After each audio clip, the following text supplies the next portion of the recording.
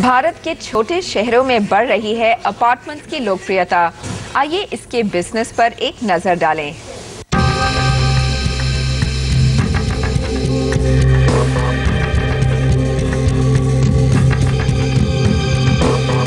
हाल ही में reserve bank of India ने की इंटरेस्ट रेट्स यानी रेपो रेट और बोरोइंग रेट में 0.25% की वृद्धि की है। पिछले साल यानी साल 2010 से लेकर अभी तक ये 11वीं वृद्धि है। इन वृद्धियों के कारण होम लोन की ब्याज दरों में काफी वृद्धि हुई है। अभी होम लोन्स पर लगने वाला ब्याज औसतन 10.25% है और ये जुलाई में बढ़कर 10.50% हो जाएगा। होम लोन के ब्याज दर में लगातार वृद्धि होने से पिछले एक साल में ईएमआई में 25% की वृद्धि हुई है। यानी 30 लाख रुपए का होम लोन लेने वाले लोग पिछले साल तक करीब 23 से 24 हजार रुपए की ईएमआई दे रहे थे। वहीं अब वो 29,450 रुपए की ईएमआई दे रहे हैं और जुलाई से उन्हें करीब 30,000 रुपए तक की ईएमआई देनी होगी।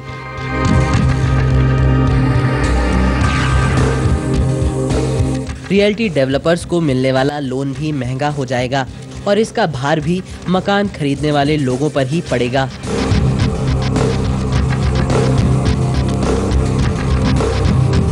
फंड्स की अवेलेबिलिटी तो कम हो ही रखी है सिस्टम में, बैंक्स में लिक्विडिटी कम हो गई है, डेवलपर्स को फंडिंग कम मिल रही है, डेवलपर्स और सोर्सेज ऑफ मनी के लिए जा रहे हैं, चाहे वो प्राइवेट इक्विटी है या एनबीएफसी है, बैंक्स के थ्रू तो ले रहे हैं। तो cost impact on developers with the shortage of funds will be there. तो ये तो प्रॉब्लम रहेगी, शॉर्टेज ऑफ फंड्स। ऐसी बहुत कैपिटल इंटेंसिव सेक्टर है रियल एस्टेट और इसको फंड्स की ज़रूरत हर समय रहती है। तो अगर बैंकिंग सिस्टम में और मनी सप्लाई में कमी आती है तो इम्पैक्ट तो नेगेटिव ज़रूर रहेगा सेक्टर पे विद इंटरेस्ट रेट्स राइजिंग।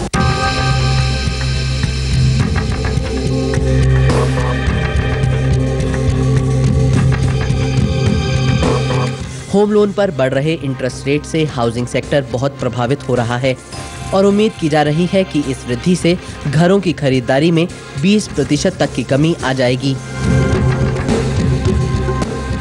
हाल ही में हुए एक सर्वे के अनुसार शहर में रह रहा एक बहुत बड़ा वर्ग घर खरीदना चाह रहा है, लेकिन इनमें से करीब 30% लोगों ने अपने घर खरीदने की योजना को स्थगित कर दिया है क्योंकि होम लोन्स महंगे हो गए हैं।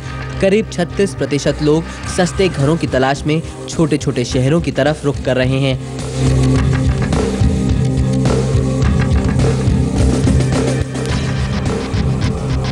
छोटे शहरों में प्राइसेस स्टेबल रहे हैं ओवर द लास्ट ईयर्स। जैसे कि गुड़गांव में प्राइसेस जिस तरीके से ऊपर चढ़े हैं और बॉम्बे में प्राइसेस ऊपर चढ़े हैं और साउथ दिल्ली में प्राइसेस ऊपर चढ़े हैं, छोटे शहरों में उस तरीके से प्राइसेस ऊपर नहीं चढ़े हैं। तो अफोर्डेबिलिटी छोटे शहरों में अभी बेटर है, तो लोग उसको देख रहे हैं। तो लोग छोटे शहरों की तरफ ज़्यादा ट्रेंड कर रहे हैं, चाहे वो इंदौर है, जयपुर है छोटे शहरों में, और अहमदाबाद है, बड़ौदा है, साउथ की सिटीज़ हैं जहाँ पर डेवलपमेंट हो रहा है, जहाँ पर इंफ्रास्ट्रक्चर अच्छा है, वहाँ पर लोग ज़्यादा ट्रेंड कर रहे हैं।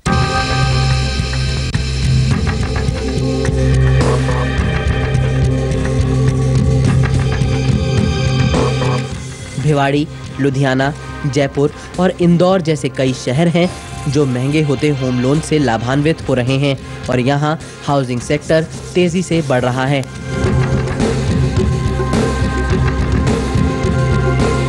एक 130 एकड़ का हमारा टोटल टाउनशिप है। ये इतना बड़ा land parcel to get within the municipal corporation limits of Indore is itself a feature, and we are the best located.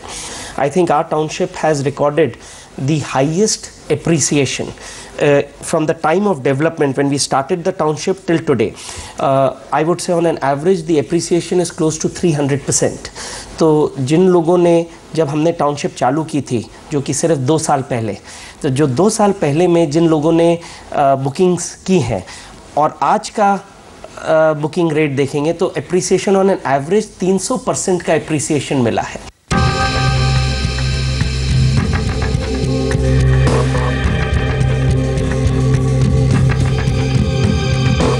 Delhi के आसपास के इलाकों में 2 बेडरूम अपार्टमेंट की कीमत औसतन 25 से 35 लाख रुपए है, जबकि भिवाड़ी जैसे इलाके में ये सिर्फ 16 से 19 लाख रुपए ही है। ये मकान सस्ते होते हुए भी बनावट और सुविधा की दृष्टि से बड़े शहरों से कम नहीं है।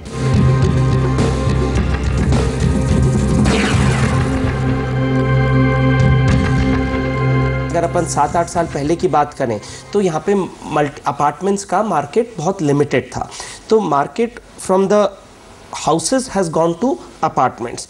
तो बट नेचुरल एक वो कॉन्सेप्ट ये है कि थोड़े से बड़े साइज़ के अपार्टमेंट्स चाहिए, बड़े साइज़ के थोड़े बाथरूम्स चाहिए तो वो हमने उसको इनकॉर्पोरेट किया। दूसरी बालकनीज़। तीसरा, जैसे आपने बोला कि वुड का यूज़ ज़्यादा, अगेन एक उससे एक रिचनेस आती है एक पूरे प्रोडक्ट में।